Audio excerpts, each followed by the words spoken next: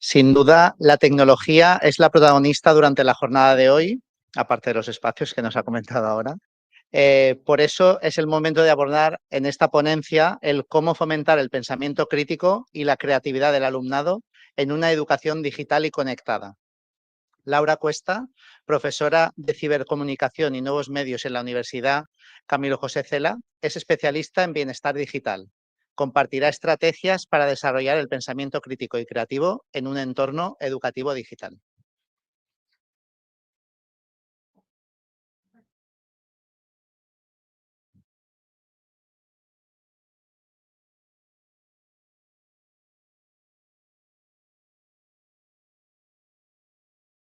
Todavía no, ahora sí. Muchas gracias a todos por estar aquí, muchas gracias a la organización por la invitación. Me encanta lo del cronómetro este humano que tengo, para luego que nos digan que los docentes estamos hiperdigitalizados. Así que espero que me lo vayáis poniendo porque tengo un gran problema con el tema del tiempo. Indiscutiblemente vamos a hablar de pensamiento crítico, de la necesidad de hacer esta alfabetización digital informacional que tenemos que hacer con nuestros alumnos, sobre todo en este momento, ¿no?, que tenemos de tanta tecnología y tanta información y a veces infoxicación en todos los canales. ¿Tengo un problema con el audio? ¿Y no te carga?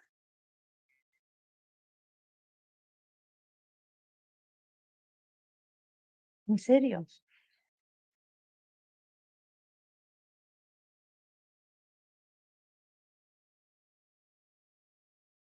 ¿En serio? Darme 2 minutos. Estos son los fallos de la tecnología, claro.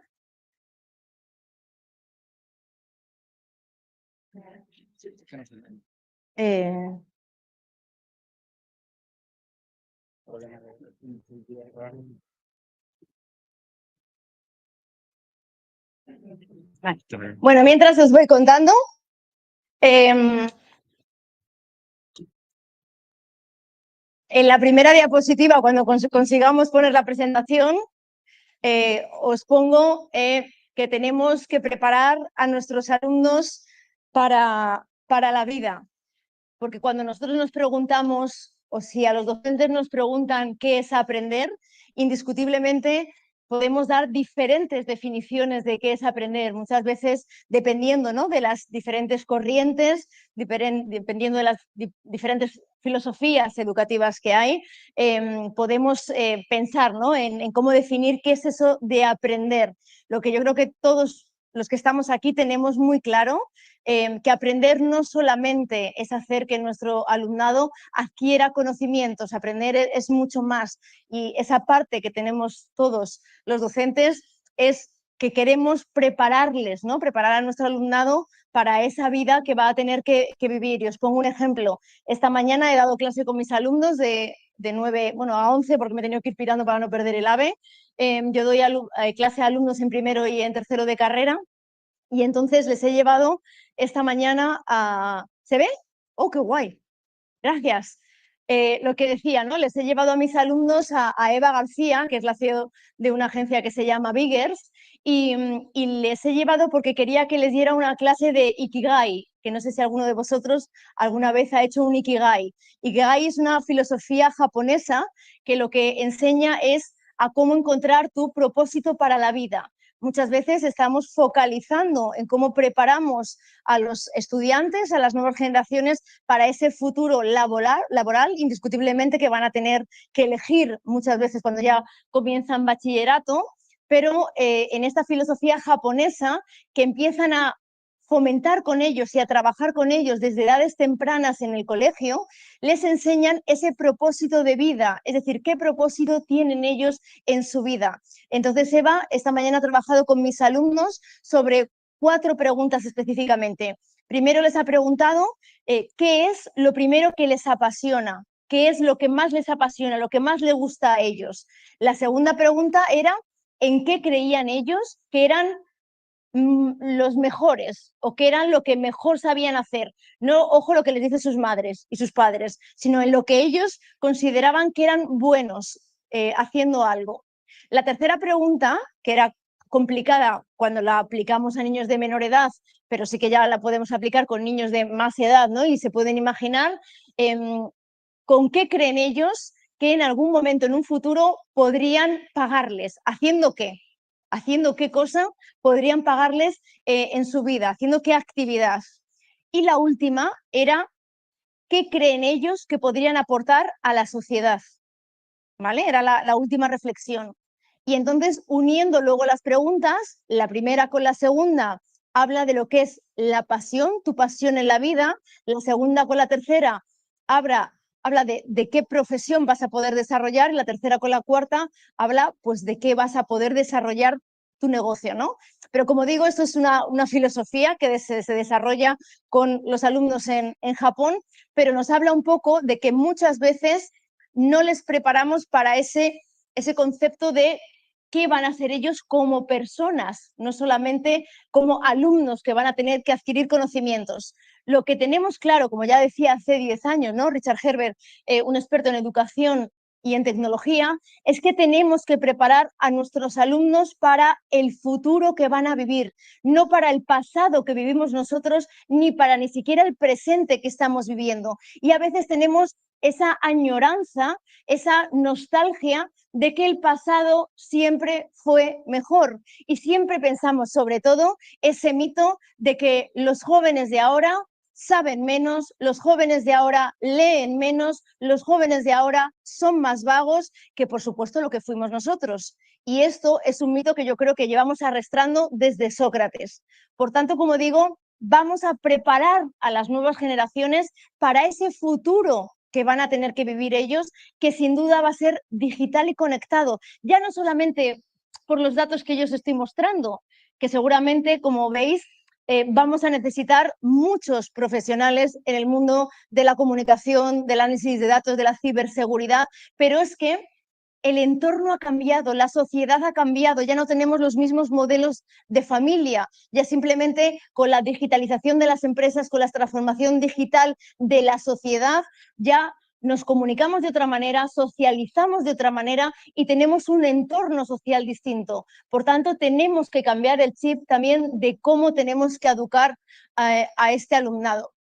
Para conseguirlo, por supuesto, tenemos que hacer una auténtica alfabetización mediática e informacional de estos alumnos, que por supuesto tiene que comenzar desde edades tempranas y de una manera transversal.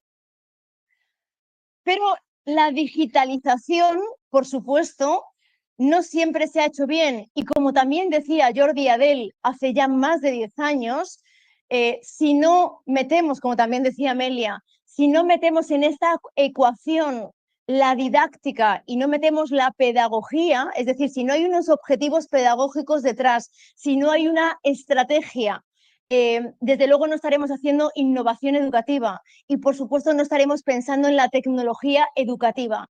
Y como digo, de esta década que llevamos digitalizando los centros, muchas veces no lo hemos hecho bien. ¿Y qué es lo que hemos hecho? Tecnificar los centros.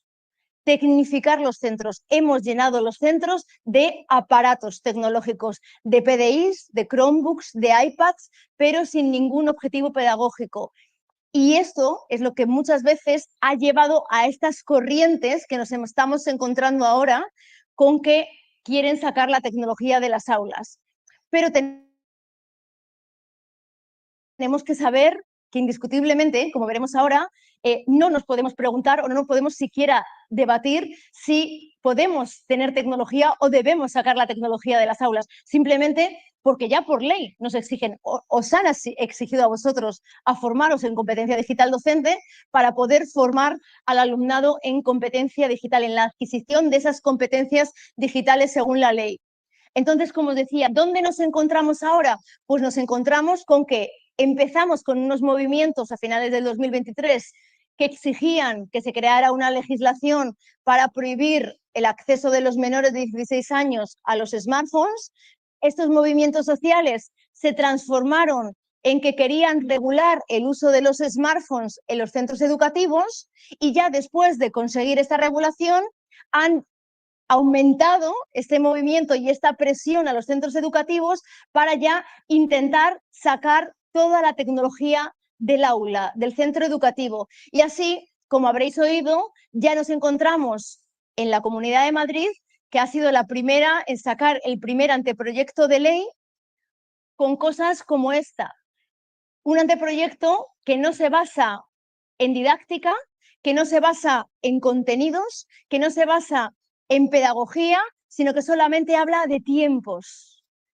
Por supuesto, en infantil no se va a usar la tecnología, en primaria no se podrá utilizar la tecnología de forma individual, solo se podrá hacer 1 hora a la semana, y en secundaria 2 horas a la semana y, como digo, de forma compartida. Como hablábamos antes durante la comida, si alguno de los que somos más mayores, no los jovencitos, recordarán aquella aula de informática que teníamos antiguamente en los colegios a las que íbamos 1 vez a la semana y compartíamos el ordenador entre 3 personas. Pero ¿de qué hablamos cuando hablamos de niños y pantallas? Aquí llega la gran confusión, porque una cosa es un dispositivo personal digital del alumno, es decir, un smartphone, un móvil, que indiscutiblemente ya se ha regulado en todos los centros educativos de todas las comunidades autónomas, y otra cosa es cuando estamos hablando de tecnología educativa, que es la disciplina que estudia cómo implementar todos los recursos que utilizamos en el aula. Y aquí hablamos de todas las tecnologías digitales que implementamos. Y aquí está la robótica, está la programación, está la realidad aumentada, virtual y mixta, está la IA, por supuesto. Entonces, no podemos confundir lo que son las pantallas, lo que son los simples dispositivos, como puede ser un smartphone, incluso un Chromebook o un iPad o un ordenador, una pantalla simplemente, con lo que son las tecnologías digitales. Por tanto, tecnologías digitales en el aula van mucho más allá de TikTok, de Instagram y de Fortnite. Y ese es el mensaje que tenemos que trasladar a las familias cuando intentan regular qué es lo que estamos haciendo en el aula con el alumnado. Porque desde luego tenemos que formar a este alumnado para que adquiera estas competencias, para que haga un buen uso de la tecnología, un uso consciente, un uso crítico, un uso responsable en esta sociedad que ya por supuesto es una sociedad digital, y por supuesto cuando ya sabemos, porque hemos desmitificado ya afortunadamente, que ellos no son nativos digitales. Por mucho que hayan nacido y que nazcan rodeados de tecnología, desde que Marc Prensky acuñó aquel famoso término en el 2001, sabemos que tienen destrezas, sabemos que tienen habilidades, pero esto no les da ni la madurez, ni la responsabilidad, ni el autocontrol para utilizar la tecnología de forma responsable. Por tanto, tenemos que ser nosotros, los adultos, las familias, por supuesto, primero, que somos los que tenemos la patria potestad y somos el primer agente que tiene que educar, formar y acompañar a los alumnos y a sus hijos en este caso, y luego los docentes en la escuela. ¿Por qué es tan necesario el pensamiento crítico? Porque cada vez, indiscutiblemente, se está dando la tecnología antes a los menores. Cada vez es el acceso más temprano. Estamos dando iPads con acceso a Internet a los 3, 4 años. Estamos dando los smartphones con acceso a Internet de media a los 10,6 años, y lo peor de todo es que se hace sin ninguna supervisión parental. Y esto, indiscutiblemente, conlleva riesgos. La tecnología, Internet, ofrece muchísimas oportunidades, por supuesto, y en este nuevo entorno les va a ofrecer muchísimas oportunidades de socialización, de comunicación, permite democratizar el acceso a los conocimientos, pero también entraña riesgos, sobre todo cuando no tienen una educación, no tienen un acompañamiento y no tienen una supervisión, lo que llamamos la mediación parental. Y ahí están los riesgos: el acceso temprano a contenidos inapropiados, como puede ser la pornografía, el juego de azar, la violencia extrema, como puede ser el contacto de personas con fines ilícitos, como puede ser el grooming, cuando sabemos que están haciendo desde edades muy tempranas sexting, con los riesgos que ello supone, que pueda ser la sextorsión o la pornovenganza, y por supuesto las ciberestafas o la desinformación. Pero todos estos riesgos, ¿dónde ocurren? En el ámbito familiar. En el ámbito familiar. En la escuela no hay pornografía. En la escuela no hay juego de azar. En la escuela no hay ciberestafas. Por tanto, los mayores riesgos que se están dando con los menores y el mal uso de la tecnología se está dando en el ámbito familiar, porque cada vez dan antes la tecnología a sus hijos sin ningún tipo de supervisión. Y todos y todas, yo creo que sois conscientes de ese concepto de chupete digital cuando vamos a un restaurante, cuando vamos a un lugar público y vemos a los niños en los carritos con el smartphone, con la tableta, para que nos dejen tranquilos, para que nos dejen descansar, para que nos dejen teletrabajar. Y esto no es la tecnología que nosotros tenemos en la escuela y es lo que tenemos que hacer entender a los padres y madres que vienen al centro escolar. Pero también tenemos, por supuesto, un gran reto en la escuela. O sea, no solamente es el gran reto que tienen los padres, sino el gran reto que tenemos los docentes en la escuela. Y lo sabemos. Es decir, el 47% de los estudiantes no sabe seleccionar de fuentes fiables. Al 28% le falta creatividad para poder sacar todo el potencial que tienen las herramientas digitales que tienen hoy en día a su alcance para poder investigar y para poder utilizar.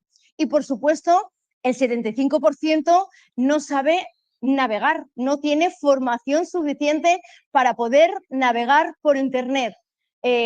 Ya han descartado absolutamente a Google como buscador para buscar información.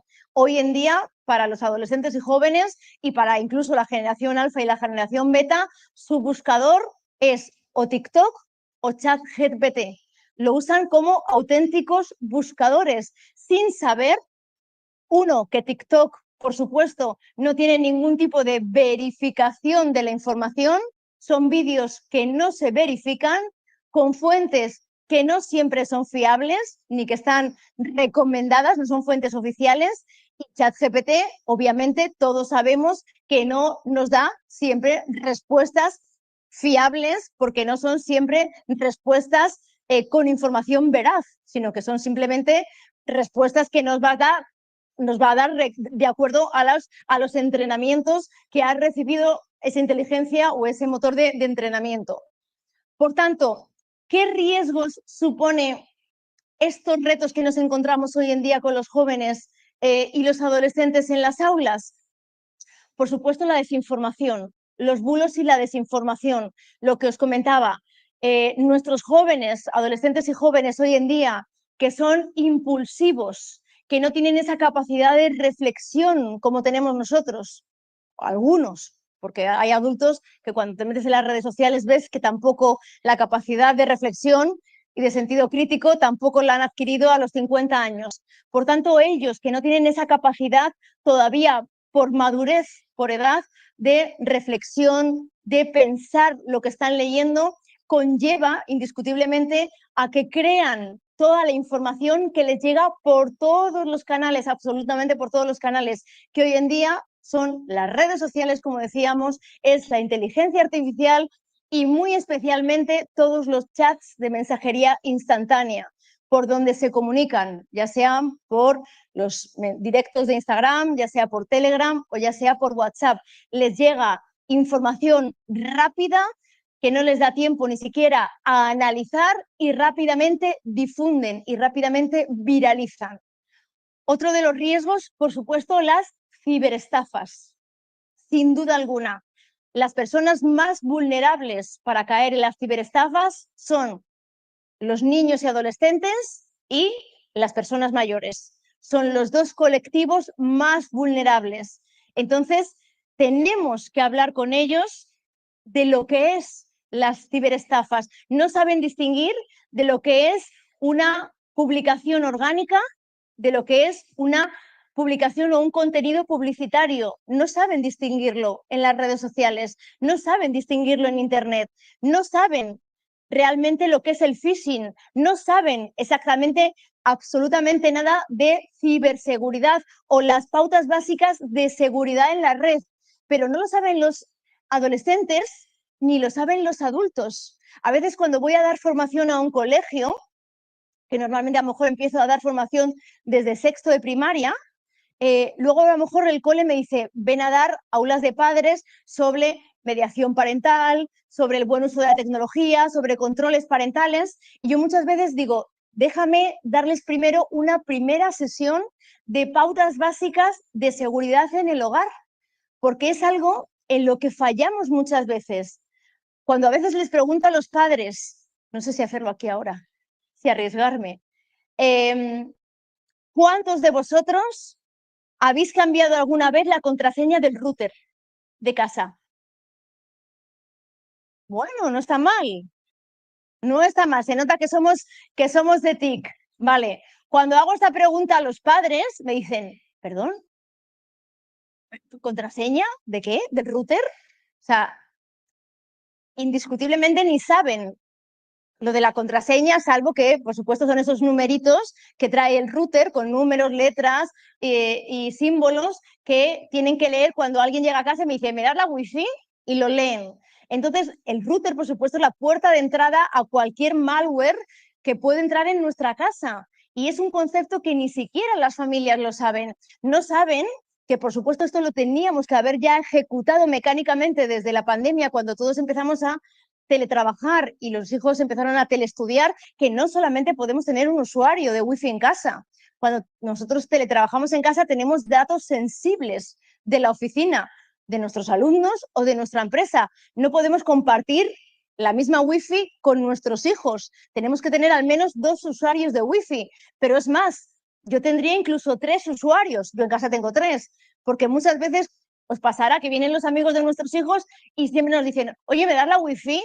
Y entonces, ¿cómo le vamos a dar la wifi de nuestra casa? Tendremos que tener una wifi de invitados para darles esa wifi por si ese amigo viene con un troyano o viene con cualquier tipo de virus, no nos lo meta en nuestra casa.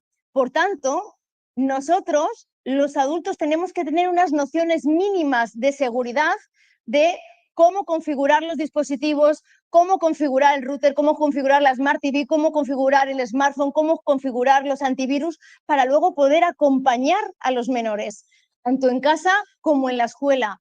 Por tanto, ellos tienen que saber lo que es el phishing, lo que es el malware, lo que es el smishing, lo que es el vishing, para no caer en todos esos riesgos que puede haber detrás de la tecnología. Y, por supuesto, el contacto con personas desconocidas. Es decir, lo que conlleva a el impulso de creer que cualquier persona detrás de una pantalla les da seguridad, que no saben quién hay detrás de una pantalla, pero pueden pensar que es un niño, una niña de su edad. Por tanto, esta parte también es un gran riesgo que tiene el no conocer las pautas básicas y no tener este pensamiento crítico. Ya sabemos que tenemos que formarles en competencias digitales. Para mí, dentro de las cosas básicas que tenemos que formar a nuestros alumnos es identidad digital, derechos digitales, comunicación digital y seguridad digital. Son, yo creo que los puntos básicos que deberíamos de tocar. Para mí, tanto en casa como en el centro escolar, tienen que saber la huella digital, por supuesto, que es y cómo les va a hacer convertirse en buenos ciudadanos digitales, los derechos digitales, ojo, porque todos sabemos los derechos que tenemos, pero pocos saben las obligaciones que tienen, y esto es algo que también tenemos que trabajar con ellos en clase y en casa. Y lo habéis oído muchas veces con respecto al uso o al mal uso de la IA. A todos os sonará, os acordaréis el caso de Almendralejo. ¿Os acordáis cuando varios menores utilizaron la IA para desnudar a sus compañeras de clase? Esto ya hoy en día, con el anteproyecto de ley que acaba de ser aprobado, es ya un delito, indiscutiblemente, que está penado y que tiene una sanción. Pero ¿qué pasa cuando los menores son inimputables, cuando son menores de 14 años? ¿De quién es la responsabilidad? De los padres. Efectivamente, los padres tenemos la responsabilidad subsidiaria cuando nuestros hijos son inimputables. Por tanto, si nuestros hijos cometen un delito con la tecnología, como pueda ser hacer cualquier mal uso con la inteligencia artificial, como pueda ser suplantar la identidad de sus compañeros en una red social, toda la responsabilidad es de los padres y ya están llegando las primeras sanciones de la Agencia Española de Protección de Datos con multas de 5.000 euros, de 10.000 euros para las familias de estos menores. Por tanto, ellos tienen que saber cuáles son sus derechos, que ya los tienen, por supuesto, el derecho a la conectividad, el derecho a estar informado en el mundo digital y en el entorno digital, el derecho a ser educado en este entorno digital, pero también los deberes que tienen como ciudadanos digitales. La comunicación digital, enseñarles qué es la netiqueta, igual que les enseñamos valores cívicos, éticos y morales en el entorno físico, también les tenemos que enseñar cómo comportarse en el entorno digital, cómo tienen que tener ese respeto por los demás en el entorno digital, cómo tienen que hablar a los demás en el entorno digital y cómo mantener conversaciones y relaciones en el entorno digital. Y, por supuesto, lo que hablábamos antes de la seguridad digital, es decir, todas esas normas que tienen que conocer de saber utilizar la tecnología, sus dispositivos, las aplicaciones y las plataformas. Pero, sin duda, lo más importante va a ser la alfabetización mediática e informacional en este contexto que decíamos que vivimos ahora, en el que hay tanta desinformación y nos llega la información por tantísimos canales, la seguridad digital y, para mí, por supuesto, el que podamos garantizar el acceso a todos los niños y niñas, ese acceso equitativo para que todos en igualdad de condiciones puedan ser formados y puedan ser educados, como digo, en todas las condiciones de una manera igualitaria.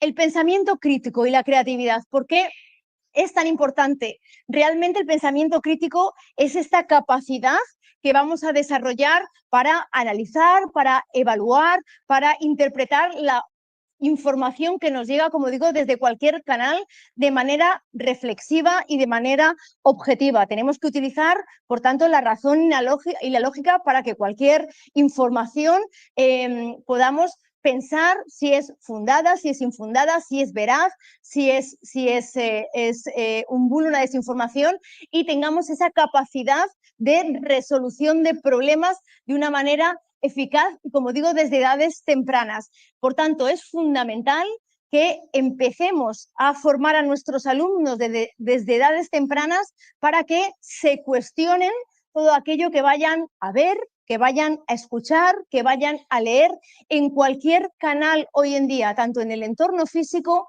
como en el entorno analógico. Es imprescindible porque hoy en día, como digo, en esta generación que muchas veces la llamamos la generación Amazon, porque todo lo quieren y lo quieren ya, tienen esa impulsividad de quererlo todo a tiempo real, no se paran a pensar y no se paran a reflexionar. Pero también aquí nosotros los adultos tenemos que reflexionar y muchas veces los adultos pecamos de lo que llamamos el sesgo de confirmación.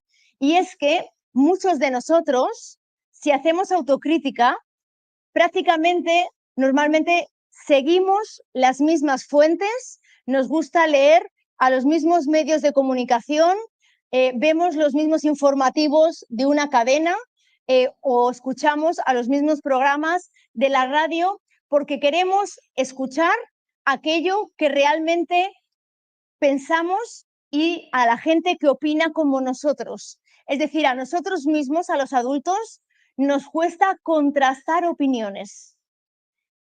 Prácticamente eso de intentar leer periódicos de posturas contrapuestas, de leer o de ver informativos de posturas contrapuestas, es un trabajo que nos cuesta también a los adultos, pero sin embargo a los adolescentes sí que les pedimos ese pensamiento crítico, sí que les pedimos que intenten verificar y contrastar las fuentes. Por tanto, ese sesgo de confirmación somos nosotros los primeros adultos que tenemos que demostrárselo, tanto en casa como en la escuela. Yo esto lo he trabajado muchísimo, me ha costado muchísimo trabajarlo con mis hijos en casa, y con la que he guerreado más es con mi hija la mayor, que ya es mayor, ya tiene 24 años, pero al principio me costaba mucho, porque yo decía, ¿cómo con todos los valores que yo la doy, con toda la educación que la doy, es capaz de la tía estar debatiéndome y guerreándome y se me está yendo para el lado contrario. Pero al final me di cuenta que era lo que tenía que hacer, que cuestionarme a mí también. Es decir, lo mejor que pueden hacer los menores hoy en día es cuestionarse absolutamente todo, no solamente lo que ven en redes sociales, sino también llegar a cuestionarse y llegar a debatir con los que tienen en casa, con sus adultos de referencia, con sus padres, con sus profesores, para intentar también llegar a esa parte de lograr su propia independencia crítica, su propia autonomía. Y es algo que como adultos nos cuesta, porque indiscutiblemente cuando somos padres, pues queremos más o menos que vayan por un camino parecido, pero no es así. Al final nuestro objetivo es que nuestros hijos o nuestros alumnos sean adultos independientes y sean adultos libres de pensamiento, que sean capaces de tomar sus propias decisiones. Por tanto, lo que nos da la libertad de decisión y la libertad de elección es el conocimiento. Vamos a hacer que nuestros alumnos lean, vamos a hacer que nuestros alumnos se cuestionen, vamos a hacer que nuestros alumnos se informen de muy diferentes fuentes, no solo la que a nosotros nos gustan, porque de esa manera podrán tomar decisiones informadas siempre. A mí me gusta, no sé si alguno de vosotros sigue a Inés Gató en las redes sociales.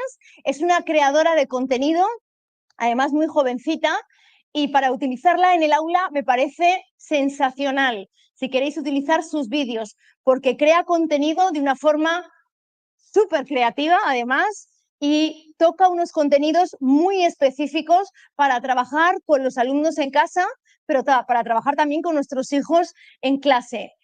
Tenemos que utilizar la tecnología para crear y no solamente para consumir. Esto es muy importante, que ellos vean las oportunidades que ofrecen la tecnología para construir, para crear cosas y no solamente para consumir contenido. El otro día, mientras paseaba, me encontré con unos ladrillos y esto me llevó a una gran reflexión. Si con los debidos materiales y un poco de ayuda profesional le dedicase 3 horas al día a colocar unos ladrillos encima de otros, con el paso de los años habría construido una casa. Pero por el contrario, si le dedico 3 horas al día a scrollear por redes sociales, con el paso del tiempo probablemente tendría que llevar gafas y habría asistido al entierro de varias de mis neuronas. Así que sí, unos ladrillos me hicieron darme cuenta de que yo quería verme como ella, no como ella. Y para eso debía dejar de lado todo aquello que no me ayudase a construir. Y no hablo de casas ni de ladrillos. Yo hablo de construir un futuro.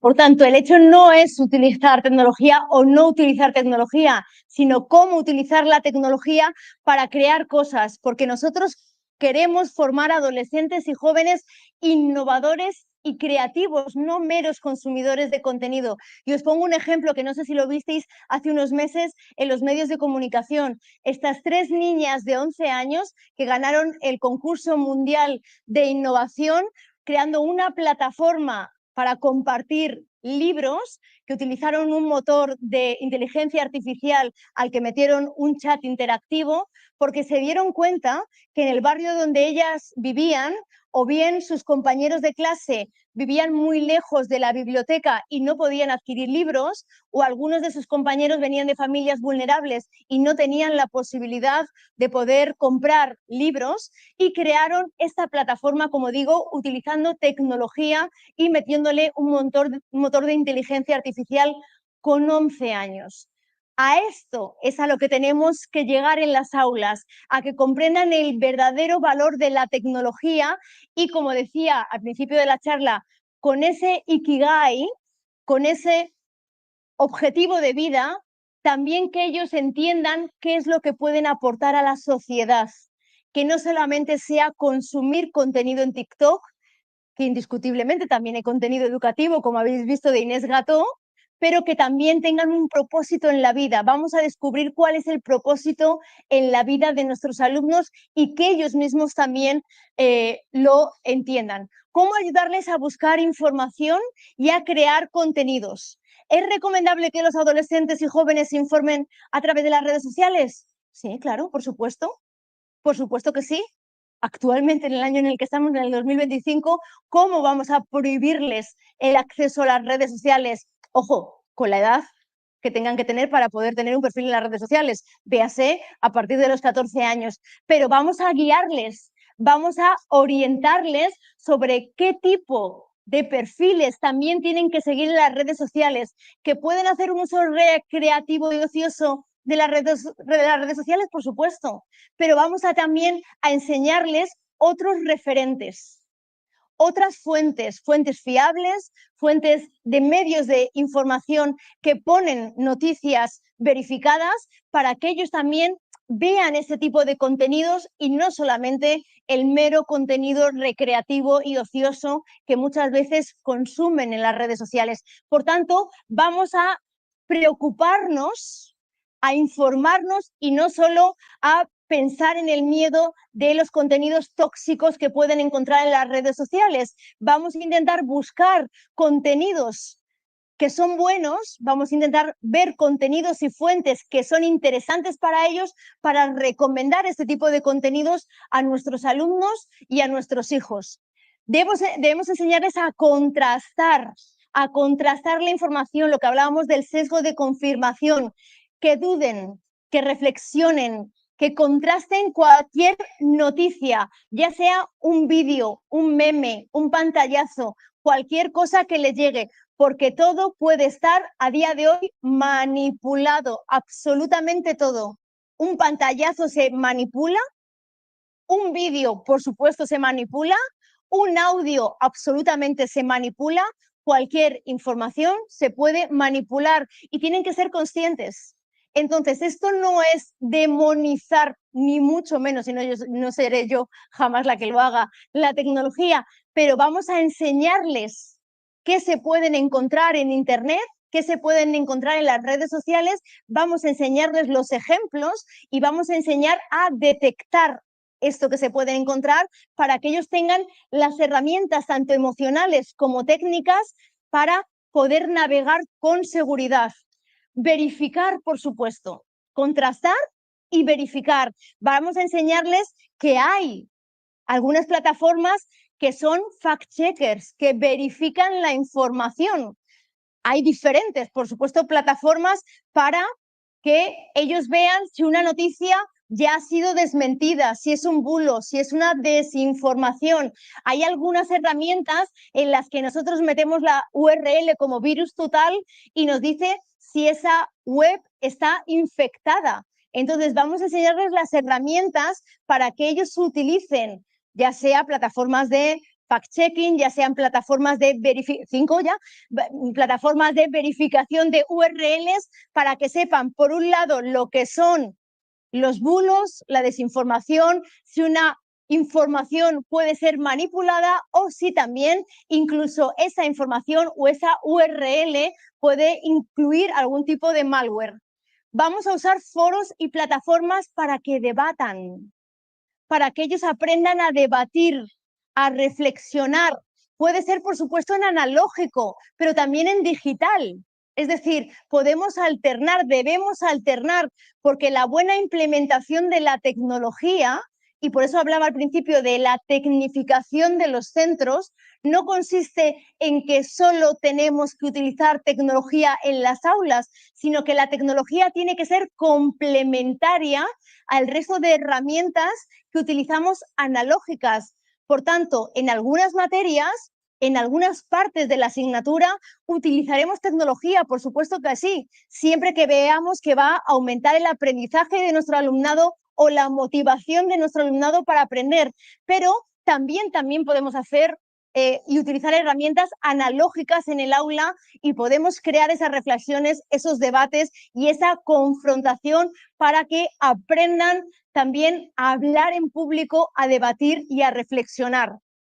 Hacer actividades donde ellos mismos se den cuenta de la credibilidad, intencionalidad y fiabilidad, como decíamos, de las webs, de los vídeos y de cualquier publicación en redes sociales. Es decir, esto no es solamente que lleguemos nosotros y les hablemos de que hay mucho tipo de malware, los peligros del phishing, los peligros de la desinformación, de los bulos, sino vamos a darles herramientas para que ellos mismos comprueben que efectivamente hay desinformación, hay bulos, cómo vamos a verificar este tipo de información.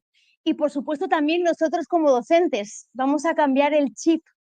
Importantísimo, esto yo creo que se ha hablado ya durante toda esta jornada.